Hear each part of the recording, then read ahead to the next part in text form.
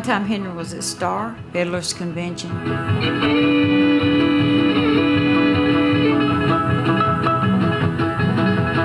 He was into that song, The Orange Blossom.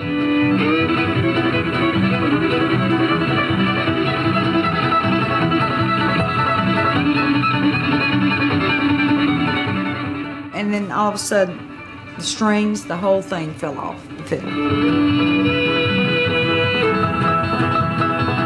And he just stood there like this right here, like. Some guy just automatically handed him a fiddle and he went right back on the song and won first place.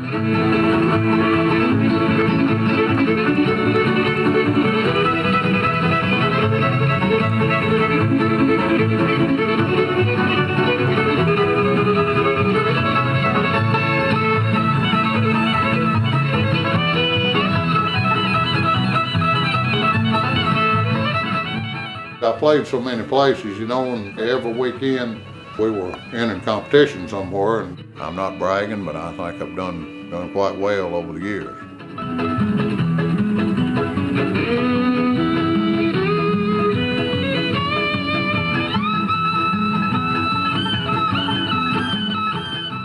I've seen him work hard, real hard with it. Still does. Every day I hear the fiddle. Every day.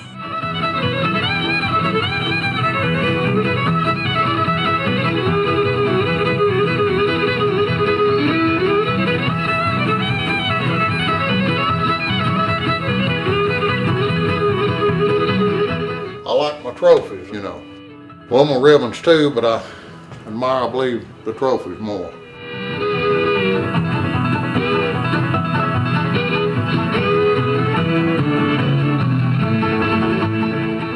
I have even heard people say, "Oh no, Henry Mabes here."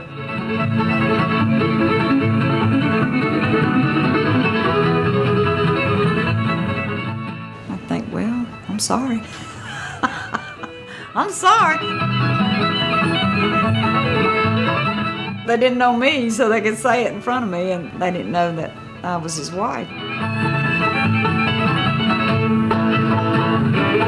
Silly are you?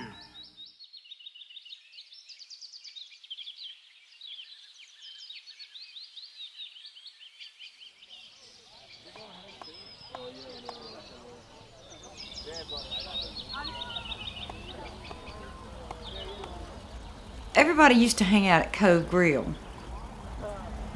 I was just, you know, just out riding around on Sunday night, and I pulled in beside of her and her youngest sister and her first cousin.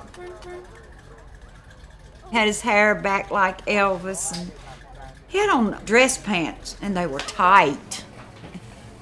I pulled in there and shot him a line. I mean, you know, I told him I was from down in Raleigh and all that junk, you know. He pulled up beside me, and he said, "Do y'all want to go for a ride?" I had a 69 Nova Super Sport. I said, "I don't think so," because I'd already seen him taking off real fast in that Nova. Got to talking with him, you know. We finally decided to ride with him. He said he wouldn't drive fast, and he took off just like a maniac. It all kind of just got started from that.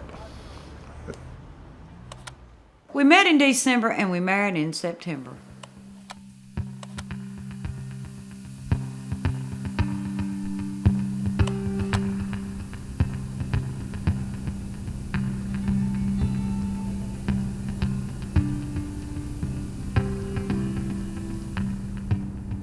I grew up in North Carolina, Stokes County, all my life, on a farm about 4 miles north of Danbury.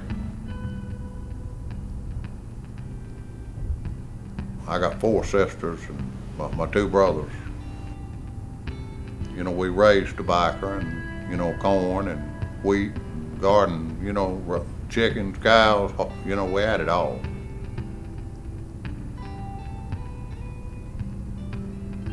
I grew up on a farm, just tobacco farmers. I had 5 sisters, 3 brothers. My mother used to sew and make our clothes. feed would come in real pretty cloth bags, and my mother would make short sets or dresses.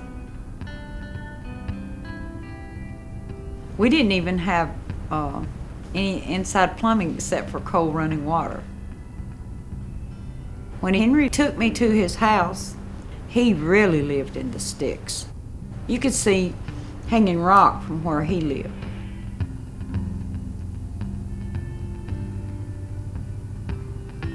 I thought, what a long way down this dirt road, you know. And that's where I was born and raised.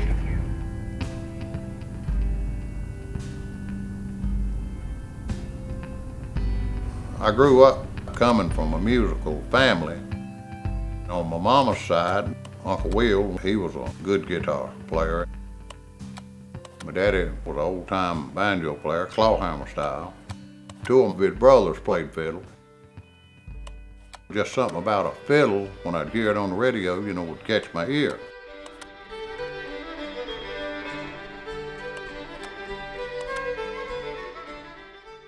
I was around 14 years old, and my daddy and me went to Danville, Virginia to take a load of tobacco. So when we got the tobacco unloaded, waiting for the sale, decided to go downtown over in Danville, Virginia to this pawn shop, and they had a fiddle over there. I got looking at it, you know, and all, and liked it, and he said, "Ring, you'll ever learn to play that thing?" I said, "I don't know. I mean, you know, I'm gonna try." He bought it for me. He'd give me $30 for it. Got a case, got a bow, and a fiddle.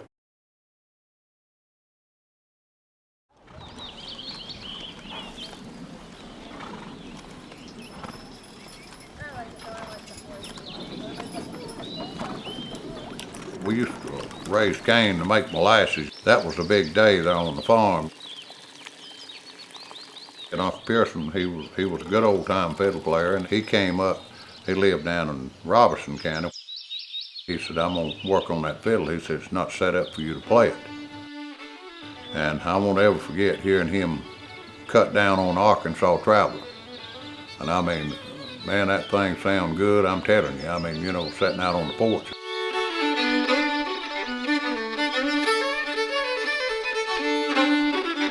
I learned a lot of old tunes from Uncle Pearson. You know, I learned by watching other people. Lester Flatt and Earl Scruggs had a TV show, used to come on every Monday night at 6 o'clock. You know, I'd watch Paul Warren, what he would play.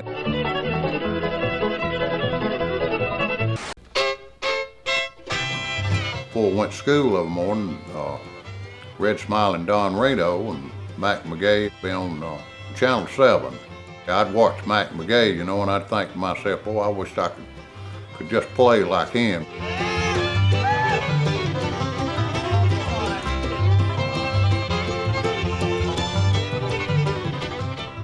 I said to myself, I mean, I'm gonna play that. I'm gonna play that thing one way or the other, you know. Sometime I'd work with it a little bit and I'd never get it to do right. I'd get mad and throw it on, slide it on the bed. I quit, you know, and then 30 minutes later I'd have it right back out working on the same thing I was working on. You got to have a lot of patience, and you got to have the determination and the want to.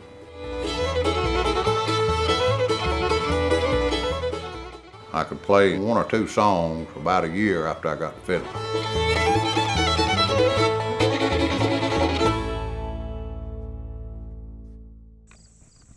I hadn't been in it in years. The old porch is still the same. Yeah, this door's all. Linda, look at here. Will you believe how pretty they fixed it? Look at this right here. Will you believe how pretty they fixed that?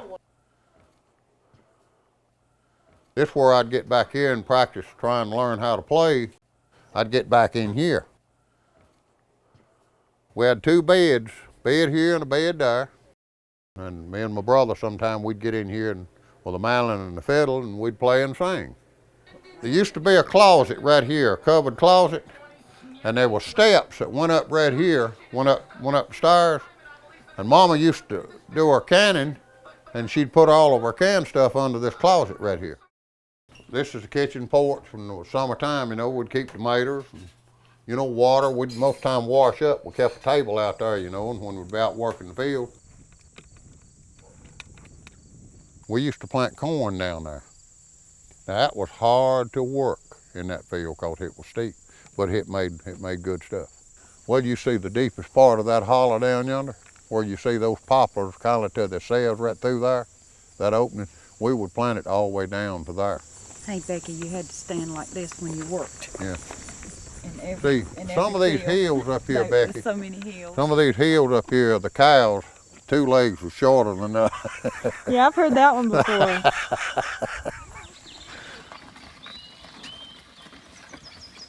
You had to use mules.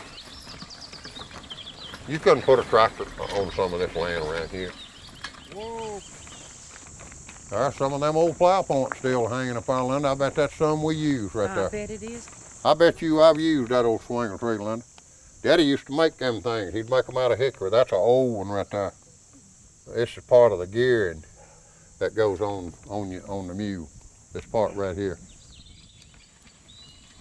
We bring the mules out down there, to water them when we would use them out in the field.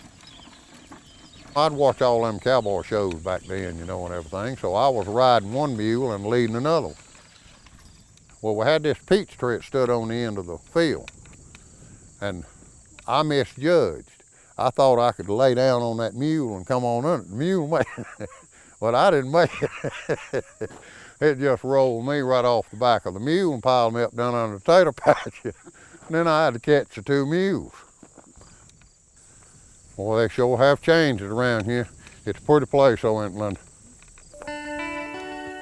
150 acres, this farm up here. And I've rambled all over this place. Yeah, Grandpa and Grandma's graves are still out there.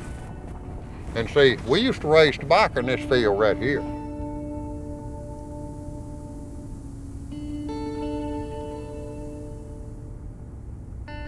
They say this guy here is a millionaire. I don't know.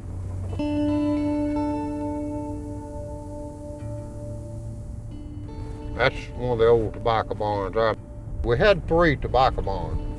This front shoulder here, I was about 15 or 16 years old when me and Daddy built that. But we cured tobacco. We eventually put a gas burner in that. Yeah, we used to spend the night here. We used to plant this field over here. And down in the bottom, next to a creek, we used to raise some of the best tomatoes and green beans down there you ever seen. But see, it's growed up now in pine. Just look what all they built in here. Look how they fixed that right up there. Now, that's Grandpa and Grandma's old house. They tore down this end of it. There was a kitchen part over here. But now, when Grandpa passed away, he was 92 years old. And she was 89 when she passed away. Just look up here what a mansion. What kind of money all these folks have got around? Bring these people run us off if we go in around here.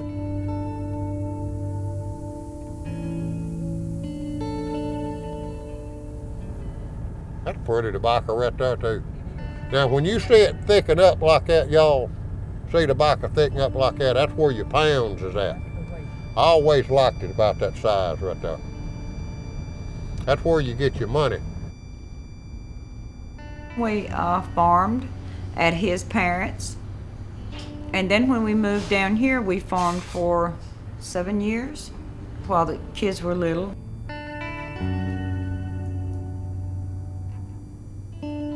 I started working and it didn't work out because the kids were little and they hated daycare, and I really didn't make enough money to keep them in daycare, so. I would have liked to have made a living of farming, but all that's changed out over the years. And it's just hard to kind of survive doing that, which I was lucky I got a good job. I went with Reynolds Tobacco Company and worked for them for 33 years.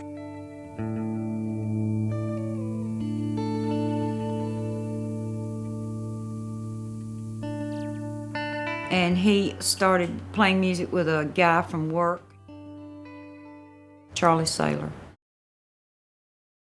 John Shutt. They started the Carolina Travelers.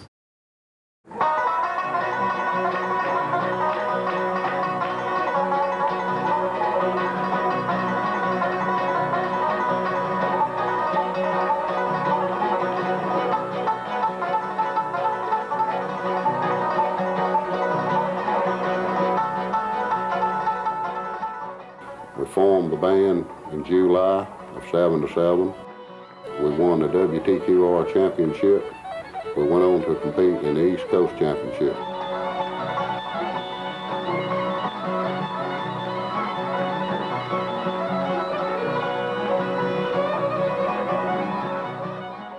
We won that championship.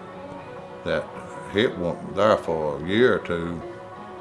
We were playing, and sometimes it was Friday, Saturday, and sometimes on Sunday evening or Sunday night. You know, we might have got 3 weekends a year off. It's a lot. It's really a lot to do. I remember one Sunday morning, we were coming through Germantown on 65 over there in the sun coming up. We had been out all night. The young ones, they were in the back seat of the car. We hadn't had no sleep.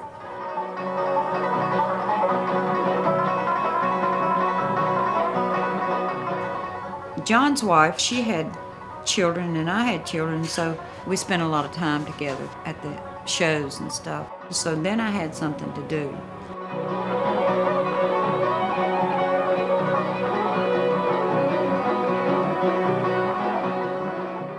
There was a lot of fiddlers conventions and competitions going on, and when we wanted to play in a booking, the Carolina Travelers, we was at a fiddlers convention.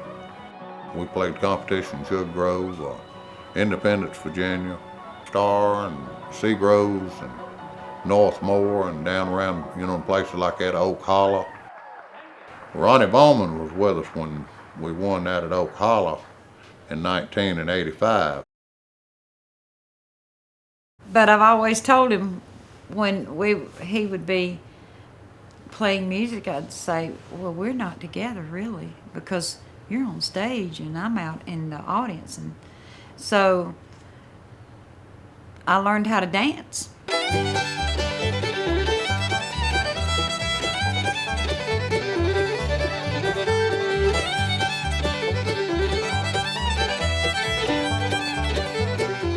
But a lot of the times it's, well, there's Henry Mabe. And then they'll look, that's her wife over there. That's, hey!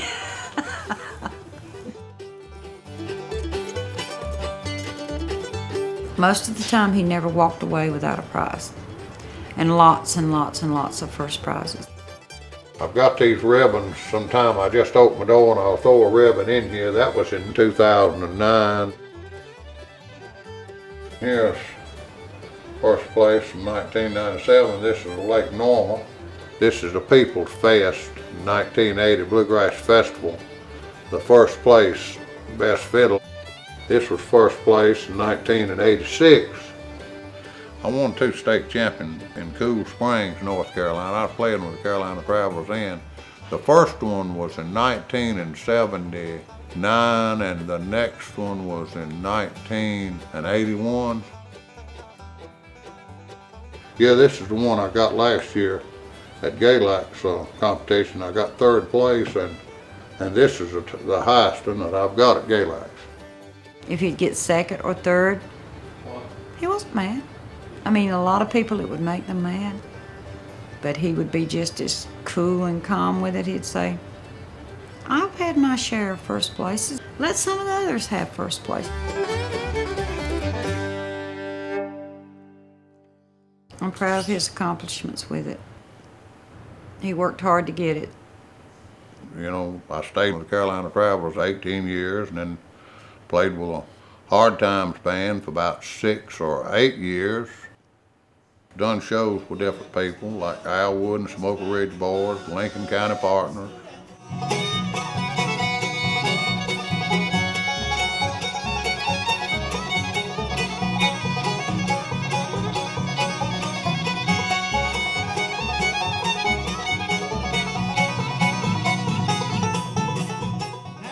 You know, it's been quite a trip, you know. I'd like to be able, some of it, to go back over it, but I don't see where that, you know. It's been enjoyable. It's had ups and downs with it, but, you know, it just goes along with that, with life, you know. Because there's sometimes that you just rather do something else. But I don't know anything any different anymore. I mean, it just grows on me, so you just go, roll with the flow. It is nice to make friends and meet people, meet so many different people. You don't need the more me, do you? But it's very few people that ever makes many of them millions in the bluegrass category. I was just lucky. I had a good job and do the playing like I've done and all, and like it I'm doing right now, that's satisfactory for me. Over here on the fiddle, he's won a whole lot of championships at a whole lot of fiddlers conventions, and we won't say how many years that goes back. He's been two-time state champion in North Carolina. Comes from Walnut Cove, North Carolina, fiddling Henry Mabes. Thank you.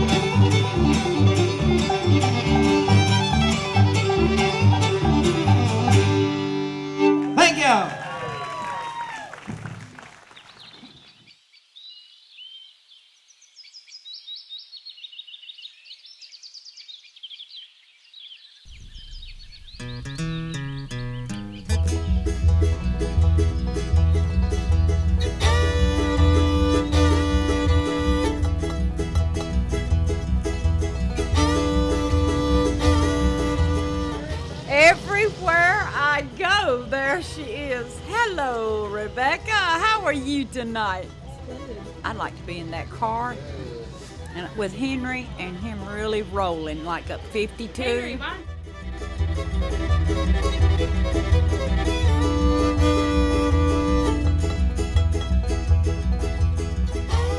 Well, she goes in the back bedroom and Darren's bedroom.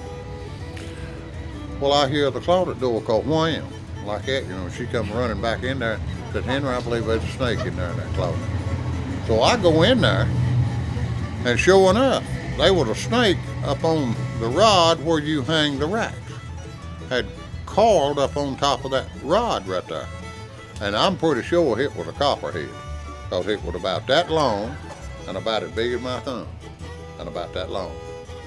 Well, Darren had a ball bat sitting over in the corner of the bedroom, so I reached and got that ball bat and knocked him off in that thing, and now when he hit that floor, me and him had ourselves time, boy.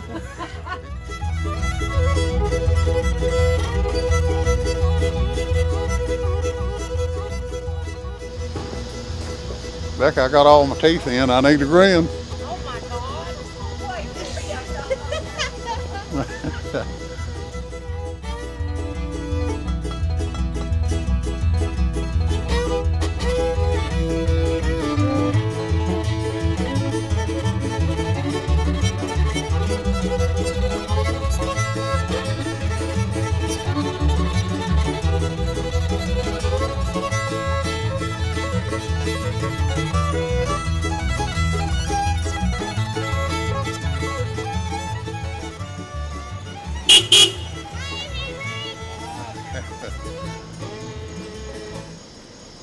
Linda?